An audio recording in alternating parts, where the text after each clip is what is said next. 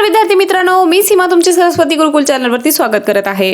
आज आपण इयत्ता 7वी विषय विज्ञान यातील 18वा पाठ ध्वनीची निर्मिती या पाठाचा आज आपण स्वाध्याय बघणार आहोत। यामध्ये आपण ध्वनी निर्मितीचे कारणे बघितलेले आहेत, त्यानंतर दोलनाचा कालावधी, यामध्ये दोलकाची संपूर्ण माहिती घेतलेली आहे, त्यानंतर ध्वनीची उच्च नीचता याविषयी माहिती घेतलेली आहे, श्राव्य ध्वनी, अश्राव्य ध्वनी, श्राव्यातील ध्वनीचे उपयोग, या सर्व गोष्टी आपण या पाठामध्ये शिकलेलो आहोत।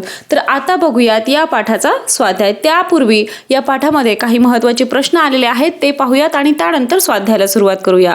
तर सुरुवातीला दिलेला आहे, पुढे काही घटना दिल्या आहेत त्यांचा तुम्ही अनुभव घेतला असेल तर विधानासमोरील रिकाम्या चौकटीत बरोबर अशी खूण करा।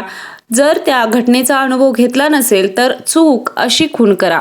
चूक किंवा बरोबर या ठिकाणी सांगायचं आहे। आता ही प्रत्येक घटना तुम्हाला वाचायची आहे। जसं दोन्ही हातांनी टाळी वाजवली, हा अनुभव सगळ्यांनी घेतला असेल, सगळ्यांनीच टाळ्या वाजवल्याच आहेत, त्यामुळे या सर्व घटनेचे अनुभव तुम्ही सर्वांनीच घेतलेले आहेत, म्हणून जवळपास सर्वांचंच उत्तर किंवा सर्वांचीच खूण ही बरोबरचीच असणार आहे।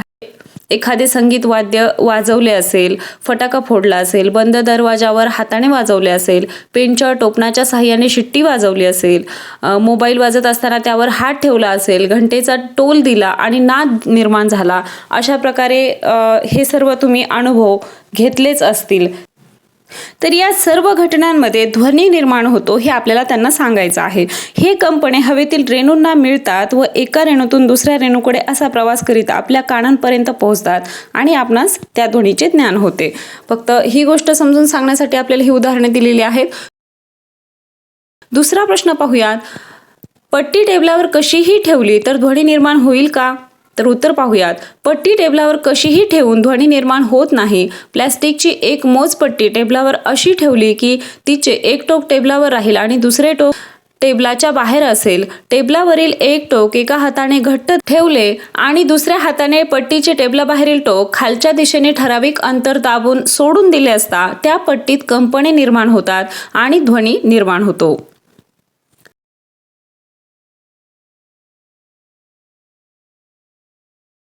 दुसरा प्रश्न आहे, पट्टीच्या मोकळ्या भागाची लांबी व येणाऱ्या आवाजात सहसंबंध आहे का? उत्तर पाहूयात, पट्टीच्या टेबलाबाहेरील मोकळ्या भागाची लांबी आणि येणारा आवाज यात सहसंबंध आढळतो। येणारा आवाज मोकळ्या भागाच्या लांबीनुसार बदलतो।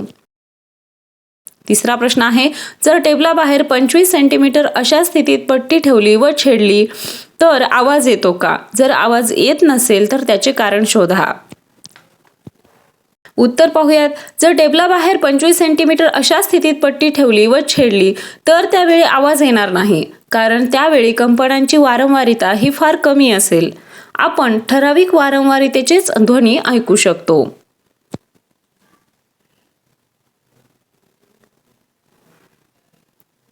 पुढचा प्रश्न आहे, सिंहाची डरकाळी व डासाची गुणगुणणे यांपैकी कोणत्या आवाजाची पट्टी उच्च असेल?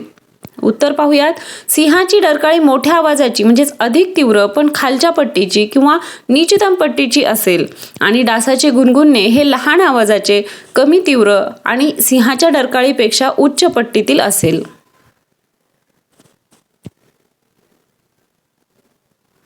पुढचा प्रश्न आहे, सतारीमध्ये उच्च पट्टी व नीच पट्टीच्या आवाजासाठी काय रचना असते? याचं उत्तर, सतारीचे तुंबा म्हणजेच भोपळा आणि दांडी असे दोन भाग असतात। दांडीचे जे वरचे सुट्टे टोक असते तेथे तारा गुंडाळण्यासाठी खुंट्या असतात। या खुंट्यापासून भोपळ्यांपर्यंत 7 तारा जोडलेल्या असतात। या तारांच्या खाली पडदे असतात। खुंट्यांच्या सहाय्याने तारेवरील ताण कमी अधिक करता येतो। अशा रचनेच्या सहाय्याने सतारीमधून उच्च पट्टी आणि नीच पट्टीचे आवाज निर्माण करता येतात।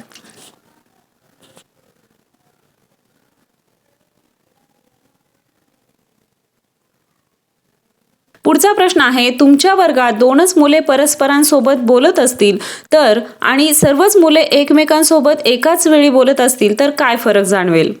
उत्तर पाहूयात, वर्गातील 2च मुले परस्परांसोबत बोलत असतील तर त्यांच्या आवाजाची पातळी सामान्यतः 60 डेसिबलपर्यंत असते. ही पातळी ऐकू येण्यायोग्य असल्याने त्या 2 मुलांना परस्परांचे बोलणे व्यवस्थित ऐकू जाईल. परंतु सर्वच मुले एकमेकांसोबत एकाच वेळी बोलत असतील तर त्यावेळी त्या ठिकाणाची आवाजाची पातळी वाढू लागेल. अशा आवाजाला गोंगाट म्हणतात. या प्रकारच्या आवाजाच्या पातळीत कोणालाच कोणाचे बोलणे स्पष्टपणे ऐकू येणार नाही.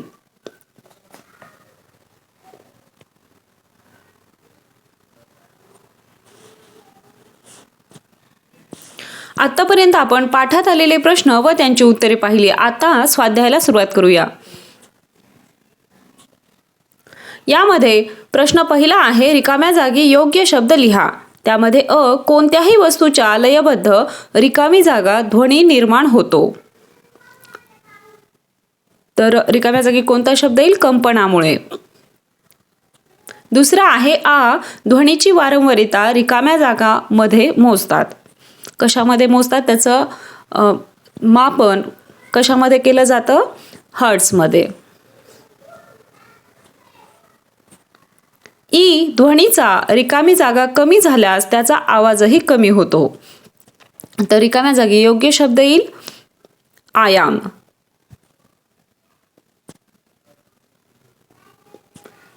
ध्वनीच्या रिकामी जागासाठी माध्यमाची आवश्यकता असते. तर रिकाम्या जागी शब्द येईल प्रसारणासाठी.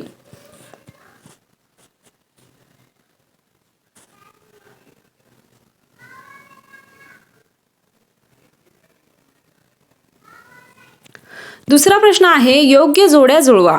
यामध्ये आपल्याला अ गट आणि ब गट दिलेला आहे. तर ब गटामध्ये आपण डायरेक्ट उत्तरे दिलेली आहेत. पहिला आहे बासरी. याची योग्य जोडी आहे हवेतील कंपने. दुसरा आहे वारंवारिता. याची योग्य जोडी आहे हर्ट्झमध्ये मोजतात. तिसरा आहे ध्वनीची पातळी डेसिबल. 4 श्राव्यातीत ध्वनी. तर याची योग्य जोडी आहे वारंवारिता 20,000 हर्ट्झपेक्षा जास्त. आणि 5 अवश्राव्य ध्वनी. याची योग्य जोडी आहे वारंवारिता 20 हर्ट्झपेक्षा कमी.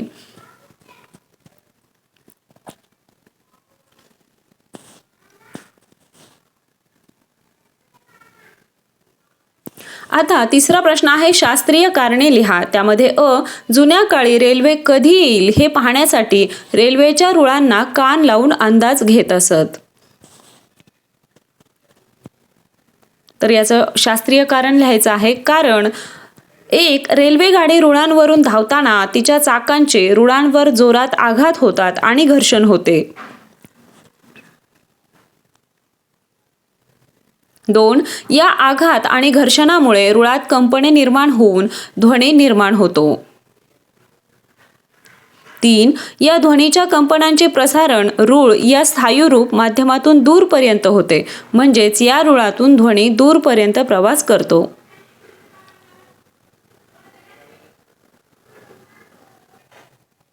4 दूरवरच्या अंतरावर रुळांना कान लावल्यास हा ध्वनी स्पष्टपणे ऐकू येतो. म्हणूनच जुन्या काळी रेल्वेगाडी कधी येईल हे पाहण्यासाठी रेल्वेच्या रुळांना कान लावून अंदाज घेत असत.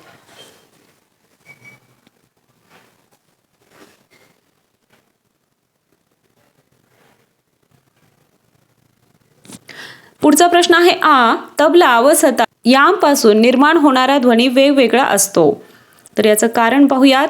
1 तबल्यामध्ये ताणलेल्या चांबड्याच्या पडद्यावर आघात केल्याने त्या पडद्यात कंपने निर्माण होऊन ध्वनी उत्पन्न होतो. 2 सतारीमध्ये ताणलेल्या तारा छेडल्यामुळे त्या तारांमध्ये कंपने निर्माण होऊन ध्वनी उत्पन्न होतो.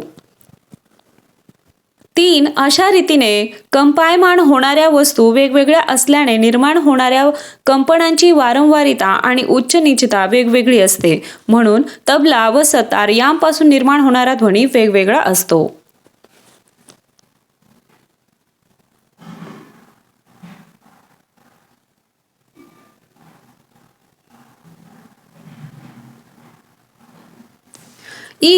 चंद्रावर गेल्यानंतर सोबतच्या मित्राला तुम्ही हाक मारली तर त्याला ती ऐकू येणार नाही. तर याचं शास्त्रीय कारण लिहायचं आहे. पाहूयात. कारण 1 ध्वनीच्या प्रसारणासाठी माध्यमाची आवश्यकता असते. 2 चंद्रावर पृथ्वीप्रमाणे वातावरण नसल्याने माध्यमाच्या अभावामुळे चंद्रावर आपण बोलताना ध्वनीचे एका ठिकाणाहून दुसऱ्या ठिकाणी प्रसारण होत नाही.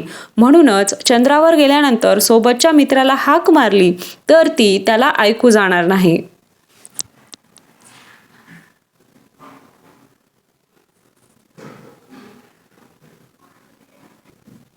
डासाच्या पंखांची हालचाल आपल्याला ऐकू येते, परंतु आपल्या हातांची हालचाल आपल्याला ऐकू येत नाही.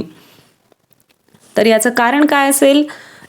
डासाच्या पंखांची खालीवर अशी हालचाल अत्यंत वेगाने होते. त्याच्या पंखाच्या हालचालीची वारंवारिता 300 हर्ट्झ ते 600 हर्ट्झ इतकी असते. 2. त्यामुळे श्राव्य ध्वनी निर्माण होतो व आपण ती हालचाल ऐकू शकतो. 3. मात्र आपण आपल्या हातांची हालचाल इतक्या वेगाने करू शकत नाही. हातांच्या हालचालीमुळे होणारा ध्वनी 20 हर्ट्झ पेक्षा कमी वारंवारितेचा असतो.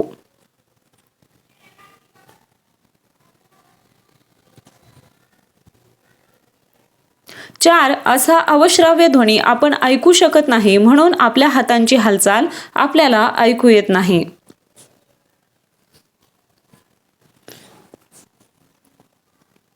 पुढचा प्रश्न आहे 4. खालील प्रश्नांची उत्तरे लिहा. त्यामध्ये ध्वनीची निर्मिती कशी होते? याचं उत्तर, कोणत्याही वस्तूवर आघात झाला की त्या वस्तूमध्ये कंपने निर्माण होतात. कंप पावणारी वस्तू ध्वनीचे उगम स्थान असते. वस्तूच्या कंपनामुळे ध्वनीची निर्मिती होते.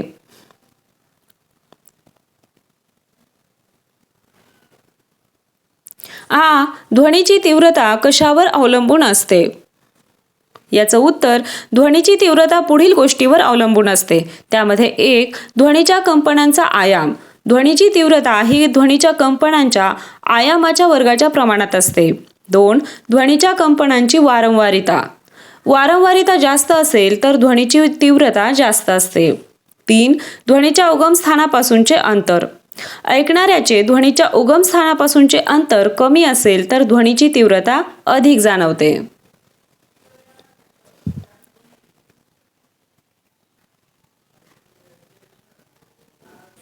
दोलकाच्या वारंवारितेचा संबंध दोलकाची लांबी व आयाम यांच्याशी कसा असतो ते स्पष्ट करा. याचं उत्तर, दोलकाची लांबी वाढली की दोलकाची वारंवारिता कमी होते. म्हणजेच लांबी वाढली की त्या दोलकाची एका सेकंदात होणारी दोलने कमी होतात. 2. दोलकाच्या वारंवारितेवर त्याच्या आयामाचा फारसा परिणाम होत नाही. म्हणजेच आयाम वाढला किंवा कमी झाला तरी त्या दोलकाची वारंवारिता विशेष बदलत नाही, ती जवळजवळ तेवढीच राहते.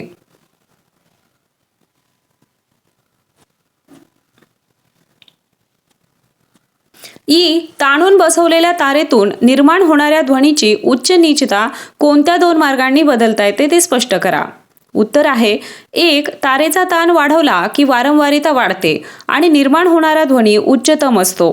ताण कमी केला की वारंवारिता कमी होते आणि ध्वनी नीचतम असतो.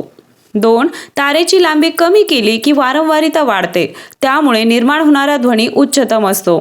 तारेची लांबी वाढवली की वारंवारिता कमी होते आणि निर्माण होणारा ध्वनी नीचतम असतो.